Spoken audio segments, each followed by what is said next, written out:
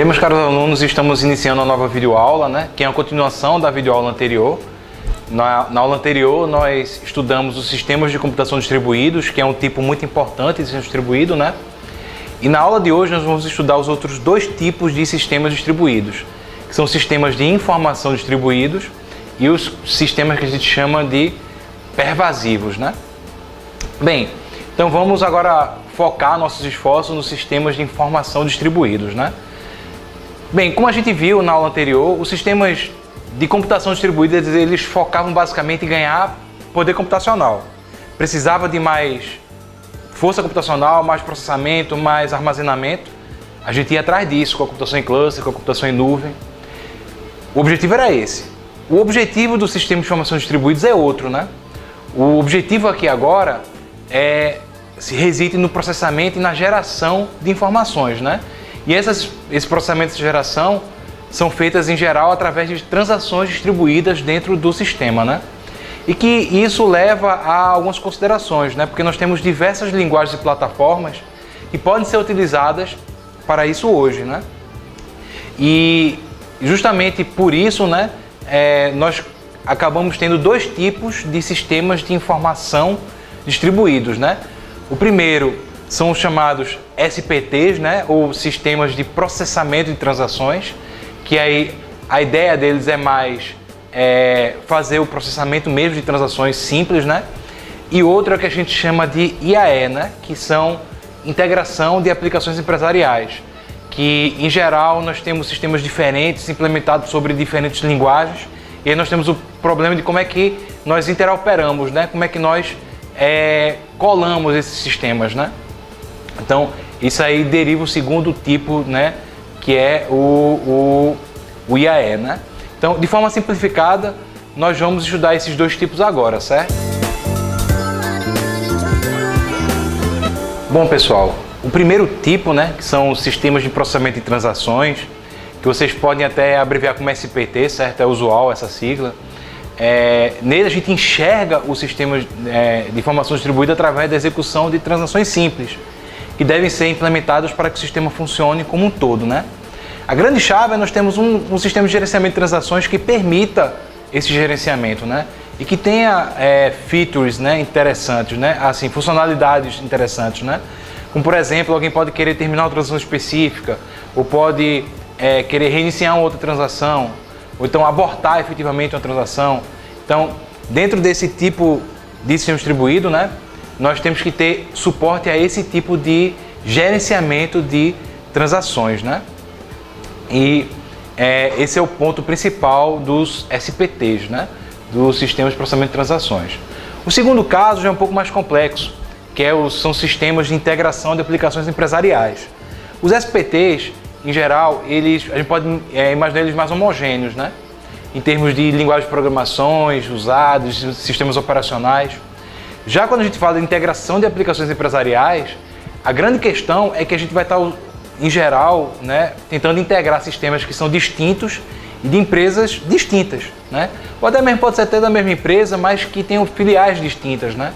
Então, isso, em geral, nos leva a um conjunto um pouco mais caótico em termos de linguagens de programação que são utilizadas dentro dos sistemas, né? Então, imagine que você tem uma empresa A que está implementada, tem sistema implementado, por exemplo, em Java, e uma empresa B que está implementada numa linguagem, por exemplo, como C++, né? Como é que nós fazemos essa integração, né? Então, esse tipo, né, de sistema distribuído, que é o IAE, né, ele está focado nisso, né? Como é que eu vou possibilitar essas transações, o gerenciamento do sistema distribuído, né, considerando esse ambiente mais heterogêneo, né? Bem, a gente pode afirmar que temos três formas básicas de fazer a implementação desse tipo de sistema do IAE, né? O primeiro é que a gente chama de RPC, o chamado de procedimentos remotos. É uma forma bem tradicional, as pessoas usam RPC desde a década de 80, né? Que a ideia é chamar procedimentos remotos mesmo, né? A gente ter formas de invocar procedimentos remotos, né? Já o segundo é baseado na orientação a objetos, né? É o que a gente chama de RMI, uma invocação remota de métodos, né? Nele, nós focamos em fazer invocação de objetos que estão distribuídos, né? Não procedimentos, como é no caso de RPC. Se você já trabalhou com Java, você se lembra que RMI trabalha com objetos, né? E que cada objeto tem vários métodos, né? Pois é, a ideia é que esses objetos agora estejam distribuídos e aí que nós podemos fazer a invocação desses objetos, né? Bem, o grande problema dessas técnicas que a gente acabou de falar, né? RPC e RMI, é que tanto o emissor quanto o receptor precisam saber como se referir um ao outro, né? Então isso muitas vezes nos leva à necessidade de usar a mesma linguagem de programação, né? Porque a forma de a gente fazer invocação era às vezes muito dependente da linguagem, né? Isso favoreceu o que a gente chama de middleware orientado à mensagem, ou MOM, né? Que é um recurso que funciona para intermediar a comunicação entre o emissor e o receptor, né? Então, esse middleware faz o meio de campo da história, tá, pessoal? Esse middleware, ele se encarrega de entregar as mensagens destinadas a uma aplicação específica, evitando que essas mensagens vão se perder pelo caminho sem achar o destinatário, certo? A ideia realmente, efetivamente, é do meio de campo, certo, pessoal? Em que, ao invés de eu saber quem é a pessoa, ou quem é o software, qual é o procedimento e como me conectar a ele, não, vai ter um middleware que vai fazer isso para mim. Então eu vou passar a requisição para o middleware e o middleware vai pegar e vai passar a requisição para os servidores ou para o emissor que seja, o receptor que seja o destinatário, certo?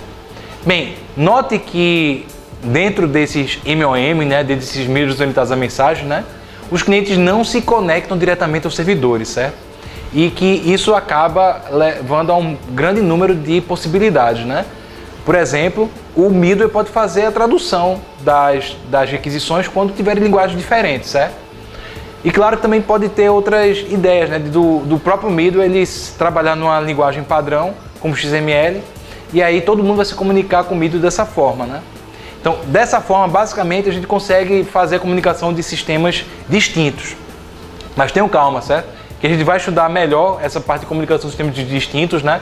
Quando a gente falar dos chamados web services, né? Que vai ser assunto de uma aula, videoaula que a gente vai fazer, vai deixar disponível para vocês em breve, certo? Bem, pessoal, finalmente nós vamos estudar o último tipo de sistema distribuído, né? Que são chamados sistemas pervasivos, né? Até o nome é diferente, né? Pervasivo, né? A gente pode falar com alguma segurança e tranquilidade que até esse momento, nosso estudo de sistemas distribuídos, né? Dentro desse estudo, os computadores, os sistemas em si, eles tinham características bem definidas, né? A gente sabia quem eram os computadores, como eles eram, quais eram as funções deles, né? A gente sabia mais ou menos como era o ambiente do sistema distribuído, né? Agora a gente tem sistemas distribuídos que se caracterizam por outras coisas, né? Por exemplo, nós temos hoje computação móvel, sistemas embarcados, e que nós temos smartphones que têm baterias, né? E que agora o computador a gente tem que pensar que ele tem uma durabilidade X, né? Ele não, a partir do momento em que a bateria acabar, o sistema vai estar indisponível, né? Temos que pensar também em sensores, que aí agora temos redução de tamanho, né? Temos que pensar em redes, né? Então nós temos que pensar em vários outros pontos, né? E que uma palavra define bem esses pontos, né? Que é o que a gente chama de instabilidade. Então o sistema está lá, mas daqui a pouco a bateria pode acabar, daqui a pouco a rede pode sair fora do ar, daqui a pouco o sistema é móvel. Então a instabilidade caracteriza bem esse tipo de sistema distribuído, né? E apenas para exemplificar alguns exemplos, né, de sistemas pervasivos, né? A gente vai falar sobre alguns agora. A gente pode falar inicialmente sobre automação doméstica, né? Ou a parte de casa inteligente, né? Já temos várias iniciativas por aí, né? De casas que já, através, né, de sensores sendo distribuídos, já estão conseguindo fazer coisas bem interessantes, né? Por exemplo, a pessoa chegar em casa e já tem um sensor vendo que você chegou naquela hora, saber quem é você, né? Por exemplo, já ir aquecendo a água da banheira para você ir tomando, já na temperatura que você gostaria e que ele já sabe que você toma, né? Então, casa inteligente hoje é um conceito bem interessante sendo distribuído e pervasivo, né? Porque temos sensores pela casa inteira e o sistema distribuído vai trabalhar de tal forma a dar ao usuário o conforto que ele quer e que ele gostaria de ter lá na casa inteligente dele, né? Bem, podemos também pensar em sistemas pervasivos com um objetivo mais nobre, né? E ele é muito utilizado para tratamento de saúde. E eu vou chamar detalhe para uma questão de saúde, né? Nós vivemos um país que tem vários problemas, mas um dos problemas que eu vejo muito importante hoje é a questão do idoso, né? Nós estamos numa população que está ficando mais velha, né? Como é que nós vamos cuidar do idoso, né? E temos que lembrar que tem idosos que, por exemplo, nem têm mais família, né? Que perderam seus entes queridos e que precisam de assistência, né? Então, imagine como é que um idoso vai estar sozinho dentro de uma casa, né? Hoje nós temos sistemas distribuídos e sensores que ficam, né? E que a gente pode colocar dentro do... colados na pele mesmo, às vezes até mesmo colocados dentro da pele, né, da pessoa, para monitorar sinais vitais e para mandar informações, né? Então imagine que nós podemos ter uma central e ter esses sensores conectados com vários idosos, né?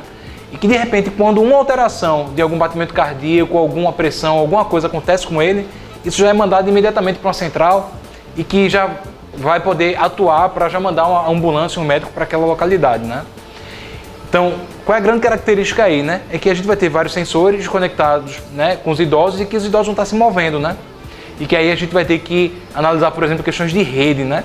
Que de repente o idoso pode passar de uma rede para outra e a gente vai ter que trabalhar isso dentro do sistema, né? E por fim, e esse exemplo está muito mais na vida de todo mundo, né? São os smartphones, né? Hoje em dia, os smartphones, né? Somente Android, que é o mais usado hoje em dia, né? Está na vida das pessoas, né?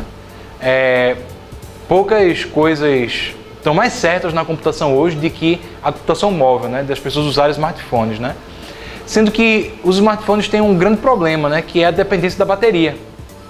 Então, e hoje, como a gente está cada vez mais usando softwares diferentes e programas diferentes dentro do smartphone, acontece que fica muito pesado e o consumo de energia vai lá para cima, né?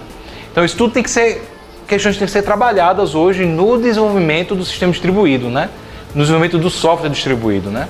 E que isso a gente vê com tranquilidade dentro da disciplina de sistema distribuído, né? Bem, meu caro aluno, chegamos ao fim dessa videoaula, né? Muitos conceitos foram apresentados e é recomendado um aprofundamento maior deles através das leituras das referências que nós vamos mostrar agora, certo? Bem, pessoal, vocês estão vendo aí, né? As principais referências usadas para essa aula, certo? As duas primeiras referências são os livros-chave da área de sistemas distribuídos, que é a leitura obrigatória para todos aqueles que desejam se aprofundar, não apenas na temática dessa aula, certo? Mas nas temáticas que a gente vai tratar nas próximas aulas. Por fim, a terceira referência é um artigo científico que foi publicado recentemente no periódico Computing, certo? Ele está gratuito lá. Ele apresenta de forma resumida os conceitos que a gente viu na aula aqui, né? Então também é uma referência muito boa. Então se aprofunde nela aí que são referências muito importantes aí para o entendimento dessa aula. Bem, pessoal, estamos chegando ao final da aula de hoje, né? Estudamos os tipos de sistemas distribuídos e é muito importante que vocês se aprofundem, né? A videoaula só foram tópicos, né? E é muito importante que vocês se aprofundem no livro-texto, né? Que foi colocado nas referências. Então, leiam o máximo possível e podem entrar em contato com a gente para tirar qualquer dúvida, estamos à disposição. Sou o professor Fernando Aires e essa foi a aula de tipos de sistemas distribuídos. Bom estudo a todos.